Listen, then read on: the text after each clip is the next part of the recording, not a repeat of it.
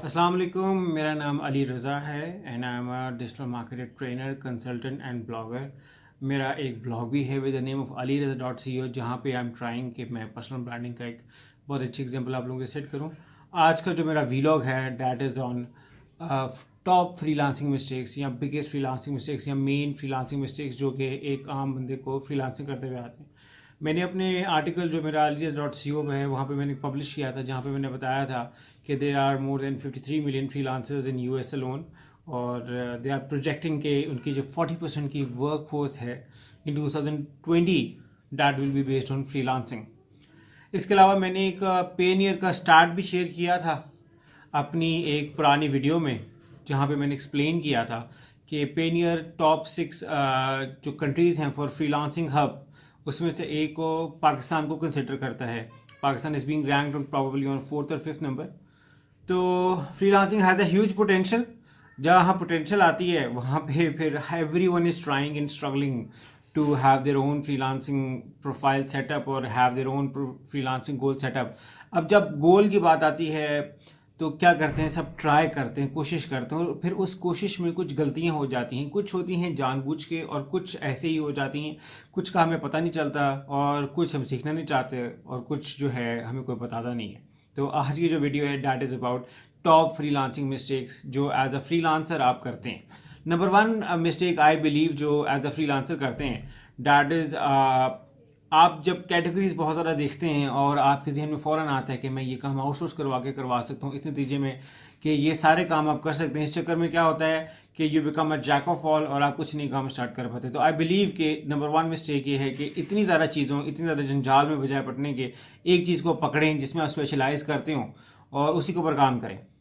Number दूसरी mistake जो मैंने बड़ी कॉमन देखी है एज बीइंग जब मैंने इतनी देर फ्रीलांसिंग में काम किया, तो जो अपने जो एक्सपीरियंस है आप लोगों के साथ अगर मैं शेयर करूं, उसमें ये है कि हमने अक्सर मैंने फ्रीलांसर देखे हैं क्या करते हैं कि एक ही स्टैंडर्ड सेट ऑफ बनाई हुई होती है कोटेशन जो कि हर एक लाइन को ढक ढक ढक ढक ढक भेज जाता है। अब देखें क्लाइंट है, क्लाइंट एक is an owner, is a company owner, कुछ भी है, उसके पास इतना वेला टाइम तो है नहीं कि वो जो है आपकी इतनी जेनरिक कोटेशन को पढ़े।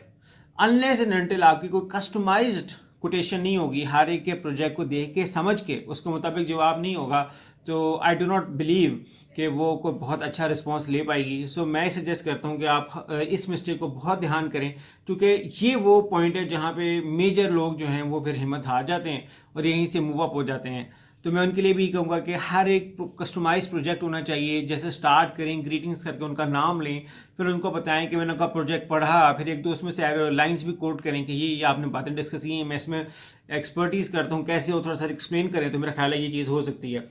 अच्छा, इसके अलावा मैंने एक और भी चीज़ देखी है कि होता क्या है कि जब हम फ्रीलांसिंग में जाते हैं तो हमें बाज़ प्रोजेक्ट्स इतने ज़्यादा मिलना शुरू हो जाते हैं कि हमारे पास टाइम ही नहीं होता कि अपने पोर्टफोलियो को अपडेट करें। तो आई बिलीव कि आपको टाइम टू टाइम अपने पोर्टफोलियो को भी अपडेट रखना चाहिए। लेटेस्ट चीज़ें, लेटेस्ट ट्रेंड्स जो आप लोग साथ साथ करें, उसके साथ साथ आप लोगों को बताएं भी, अपनी केस स्टडीज़ वगैरह शेयर करें, अपने पोर्टफोलियो शेयर करें। उससे क्या होता है कि क्लाइंट्स को भी पता चलता है कि आप क्या क्या काम कर रहे हैं और आप किस चीज़ के कैपेबल हैं। क्योंकि जो चीज़ एज अ फ्रीलांसर जब आप काम स्टार्ट करते हैं और 6 महीने बाद जब आप खड़े हैं तो आपका तजर्बा और इन चीज़ों का रेशियो बहुत फ़र्क हो जाती है। मगर ये चीज़ों का क्लाइंट्स को तो नहीं ना पता चलता कि आप कितने एडवांस हो गए और क्या क्या आपने सीख लिया ओवर द टाइम। तो ये इसलिए मैं बिलीव कि पोर्टफोलियो भी आपको अपडेट करना चाहिए ताकि आपके क्लाइंट्स को पता चले कि अब आप कितना एडवांस और कितना बेहतर हो गए हैं।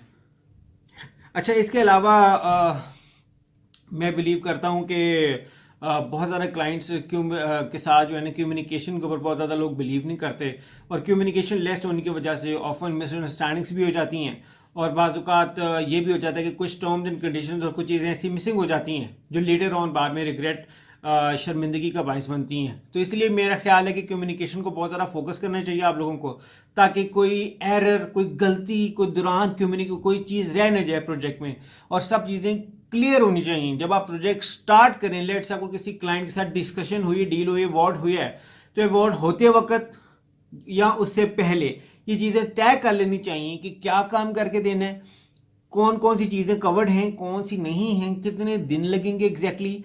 ये सब चीज़ें पहले से डिस्कवर्ड होनी चाहिए। कुछ चीज़ें अजम्पशन के ऊपर ना ठहरी जाएं। अज्यूम करेंगे तो बाजू का क्लाइंट भी कुछ और अज्यूम कर सकता है और फिर इवेंचुअली आपको शायद काम ज़्यादा करना पड़े या एक नेगेटिव रिव्यू मिले। और नेगेटिव रिव्यू अब चूंकि हमारा कैफे है ना, तो हम कैफे में ये कहते हैं, जो नेगेटिव अपनी टीम को जब हम एजुकेट करते हैं, तो जो नेगेटिव रिव्यू है that is going to cost us a lot, क्योंकि वो जो पॉजिटिव रिव्यू है, हर कस्टमर लाजमी नहीं है पॉजिटिव रिव्यू दे। अच्छे सेटिस्फाइड कस्टमर्स भी होते हैं, बहुत पॉजिटिव नहीं देते, मगर जो नेगेटिव कस्टमर है वो मेक श्योर करेगा कि उसका फीडबैक पूरी दुनिया तक पहुंचे और हर लोगों को पहुंचाए। तो इसीलिए ये चीज़ पे बहुत ज़्यादा फोकस होना चाहिए। और इसी से एक बात लिंक करती है कि बहुत सारे लोगों को अपने अनहैप्पी कस्टमर्स को हैप्पी करना नहीं आता, उनको सेटिस्फाइड नहीं करना आता। तो मेरा ख्याल है, मैं आपको एक मजे की बात, जो हमारे कैफे में हमने बहुत सारी चीज़ फील की है कि पहले हमारी टीम कहती थी कि हम इनको रिफंड के लिए ऑप्शन दे देते हैं, तो क्लाइंट्स ने हमें कहना शुरू कर दिया कि मैं इतना भूखा शोधा नहीं हूँ कि मैं यहाँ पे चीज़ें फ्री खाना, मैं पैसे दे के आया हूँ, मुझे टाइम चाहिए, इन कंपनी चाहिए, प्रोटोकॉल चाहिए। बिल्कुल यही चीज़ फ्रीलांसिंग में भी है कि आपके कस्टमर के पास इतना टाइम नहीं है कि वो आपको रिफंड ले। Refund is an option, refund is an option और it is always a good gesture, मगर अगर अच्छे तरीके से प्रेजेंट किया जाए, अपनी गलती का इतराफ़ करके किया जाए और उसके चेंजेस को अगर ठीक करके किया जाए, तो क्लाइंट हमेशा आपको याद भी रखता है, आपके पास दोबारा काम के लिए भी आता है और इवन आपको दूसरों को रिकमेंड भी करता है। अच्छा, एक और इसके अलावा मैं फील करता हूँ कि क्लाइंट्स अपने कस्टमर्स के बेसिस के ऊपर, डाटा के ऊपर केस स्टडीज या टेस्टिमोनियल्स नहीं बनाते। कुछ क्लाइंट्स से लोग टेस्टिमोनियल्स लेते नहीं हैं। टेस्टिमोनियल्स का मतलब ये नहीं होता कि खाली आपका पॉजिटिव फीडबैक, बट ये एक वर्किंग एक्सपीरियंस होता है ताकि दूसरे को आपको पता चले कि आपके क्लाइंट को आपके साथ काम करके कैसा लगा। इससे आप भी सीखें और लोगों को भी बताएं अपनी केस स्टडीज और टेस्टिमोनियल्स के जरिए कि डिफरेंट क्लाइंट्स हमारी सर्विसेज लेके, मेरी सर्विसेज लेके कैसे खुश हैं और मैंने उनकी कैसे मदद की, उनके बिजनेस को ग्रोथ में, उनके बिजनेस को हेल्प करने में। अब चूंकि लोग ये नहीं लेते तो ये फीडबैक की कमी आ जाती है, एक ये चीज़ नुकसानदेह हो जाती है आपके बिजनेस क्या कहते हैं लर्निंग के लिए, और फिर यही चीज़ नुकसान देती है आपके बिजनेस ग्रोथ के लिए। जब नई केस स्टडीज आती हैं तो मोस्टली पोटेंशियल कस्टमर्स क्या करते हैं, इमेजिन करते हैं। जब भी केस स्टडीज देखी जाती हैं तो एग्जामिन करते हैं। मेरी एक केस स्टडी थी गूगल एडवर्ड्स केस स्टडी, जो मैंने अपने ब्लॉग aliazar.co के ऊपर दी हुई थी। कई क्लाइंट्स मेरे पास उस चीज़ से इंक्वायर करके आए। होता क्या कि जब वो कोई केस स्टडी देखते हैं तो उसे देख के सीखते हैं, वो इमेजिन करते हैं अपने आप को उसी जगह के ऊपर, तो वो देखते हैं कि ये इसने इसका ऐसे बेनिफिट किया तो सोचिए मेरा कैसे बेनिफिट करेगा। तो it's always a good idea कि आप केस स्टडीज़ को मेंशन करें। इसके अलावा मैं एक और जो सोल्यूशन मैं अनहैप्पी कस्टमर्स के लिए देना चाहूँगा आप लोगों के, लेट्स से अगर आपने हर चीज़ ट्राई की है और कस्टमर आपका सेटिस्फाइड नहीं हो सका, अनहैप्पी नहीं हो सका, तो आप इसके लिए कुछ चीज़ें कर सकते हैं एडिशनल, जैसे वर्किंग एक्स्ट्रा आवर्स की कर दें, कुछ चीज़ इंसेंटिव दे दें, कोई एडिशनल काम दे दें, पेमेंट्स में पैसे कम लें, या आप जो है उसको रिगार्ड करके उसके लिए ये ज़रूर उसको बाद में कह दें कि sir let's say in the future आपको कभी दोबारा मिले तो मैं तब भी इवन आपको फ्री काम करने के लिए तैयार हूँ, ताकि आप जो एक सर्टेन एक्सपेक्टेशन थी मुझसे काम करते हुए, अगर वो कहीं फ़र्क आई है तो मैं उसको सही कर सकूँ। दो तीन चीज़ें और हैं। नंबर वन, मतलब I mean so much things हो गई, तो एक और है, you don't educate your clients. हम अपने क्लाइंट्स को एजुकेट नहीं करते। देखें, मैं कोशिश करता हूँ जब भी अपने क्लाइंट्स के पास जाऊँ मैं उनको एजुकेट करूँ कि क्या हम सर्विसेज दे रहे हैं। मेरा मानना है कि जो क्लाइंट है, बिजनेस ओनर, वो सब काम कर सकता है, मगर चूंकि उसके पास टाइम नहीं है तो इसलिए उसको आउटसोर्स करना पड़ता है। वो इसलिए हर चीज़ में नहीं जा सकते, क्योंकि मालिक के सारे काम तो नहीं कर सकता, मगर उसको करने आते हैं, या वो समझता है कि वो काफ़ी करीब है करने के, या वो इतना नॉलेज रखता है। मेरा ख्याल है अगर वो नहीं रखता तो हमें चाहिए हम उनको एजुकेट करें, हम उनको बताएं कि हम आपके बिजनेस में कैसे मदद करेंगे, क्या क्या काम करेंगे। एजुकेशन, क्लाइंट एजुकेशन से क्या होता है कि क्लाइंट आपका भी दुख दर्द समझता है कि ये कितनी मुश्किलात और कितनी चीज़ों में से गुजर के जा रहा है, और साथ साथ क्लाइंट आपकी वैल्यू भी करता है कि यार यहाँ ये चीज़ आती है, और क्लाइंट फिर आपको रिगार्ड भी करता है कि इसने मुझे सिखाया, और उसको पता चलता है कि यार इस बंदे को इस फील्ड का नॉलेज है, ये इसमें इसके पास एक तजर्बा है, और वो इस चीज़ से बल्कि और इम्प्रेस और मुतासिर होता है आपसे कि हाँ जी ये बंदा सही है जिसके साथ मैं काम कर रहा हूँ।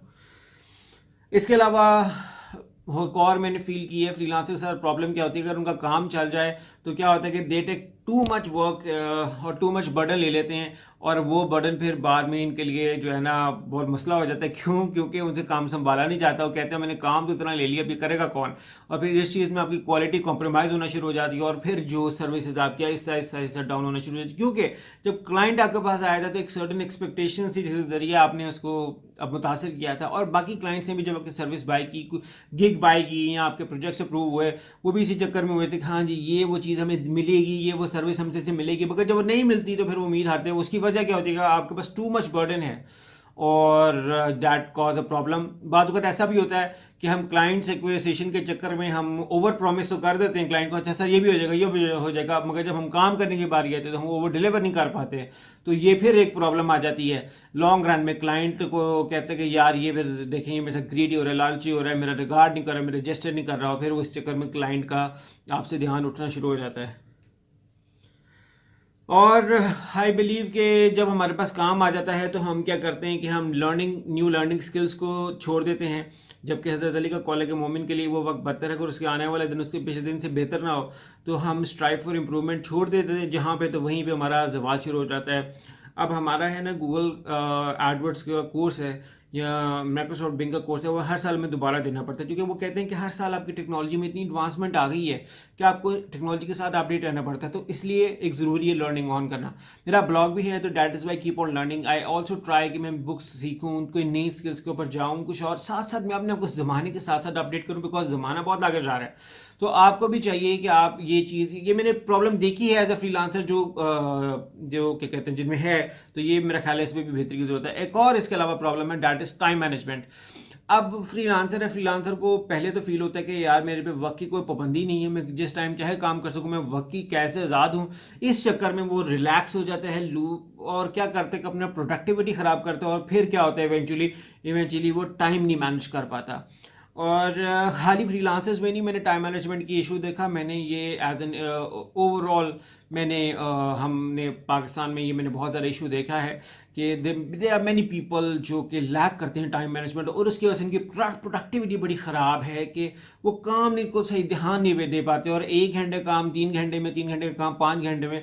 अब देखिए जिस बंदे की सोने उठने की कोई रूटीन नहीं है, वो क्या टाइम मैनेजमेंट करेगा। और हमारी आईटी इंडस्ट्री में सबसे बड़ा इशू क्या है कि जी लोगों का आती हैं कोई ना सोने का पता ना जागने का पता। अब देखें, अब टाइम मैनेज आपका हो जाए ना, आप सुबह अगर आप आराम से उठेंगे ना, आपके सारे काम आराम से होंगे, और आएगी काम देर देर से होगा, और आपको देख के आपके घर वाले भी देर से होंगे, आपको नाश्ता भी आराम से मिलेगा, आपको चीज़ें भी आराम से मिलेंगी। मगर अगर आप टाइम मैनेजमेंट के साथ कहा दी हैं और एक एक टाइम को आप कीमती समझते हैं, सुबह आप टाइम पे उठते हैं, आपकी प्रोडक्टिविटी देखें कैसी बेहतर होगी। हर चीज़ आपको टाइम पे मिलेगी, सबको पता है ये टाइम का रिगार्ड करने वाला है, इसने चले जाने, वेट नहीं करना।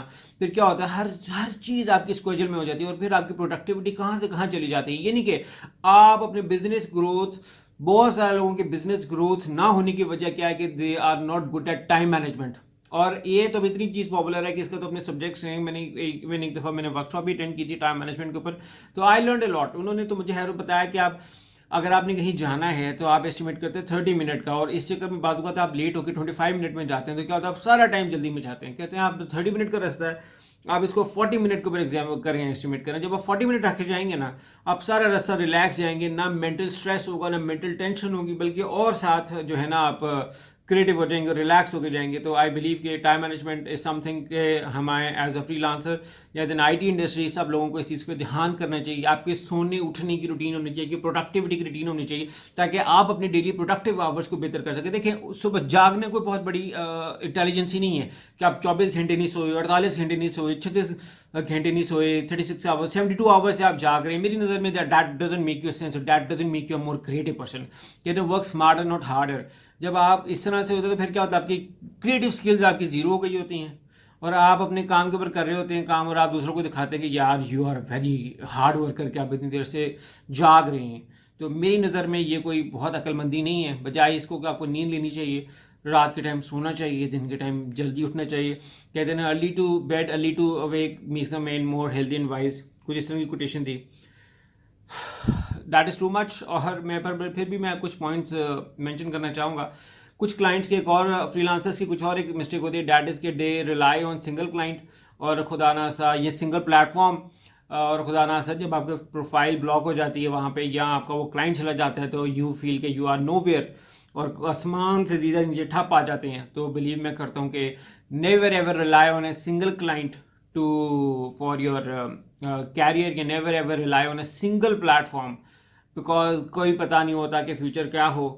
तो मैं तो है I personally believe in personal branding. मैं तो ब्रांड बनाने के ऊपर फोकस करता हूँ और कहता हूँ कि आप अपना ब्रांड बनाएं so that people can come and buy को, यार मैंने इसी की चीज़ लेनी है। जैसे I am trying an example with my blog ali.co, I am trying to make it as a personal branding blog so that लोग मेरा नाम मेरी तस्वीर के साथ एसोसिएट हो गए हैं कि यार ये इससे हमने प्रोडक्ट लेनी है, इससे हमें सर्विसेज लेनी है। बट या बिलीव कि आप एक क्लाइंट के ऊपर रिलाई नहीं करना चाहिए और you need to diversify on other platforms and on other clients to grow up your business.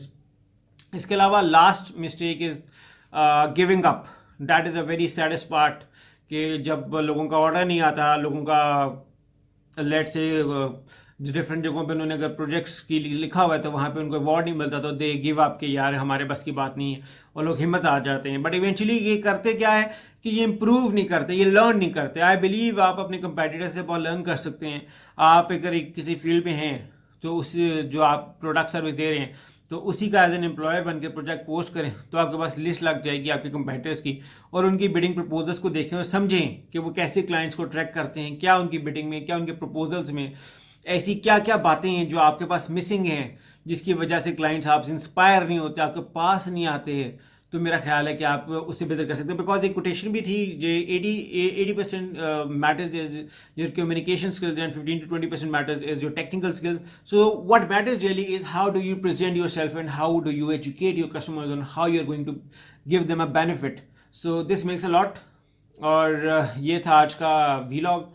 आप लोग बताएं कि ये वीलॉग कैसा था, फीडबैक ज़रूर दें in the comment section so that I can learn. और आप लोग नेक्स्ट वीडियो किस पे चाहते हैं तो उसके बारे में मुझे एजुकेट करें। बहरहाल सो फॉर मेरा प्लान है my next vlog will be on how to decide your hourly rate या how to decide your rate when you are giving freelancing services. So thank you so much for watching me. Thank you.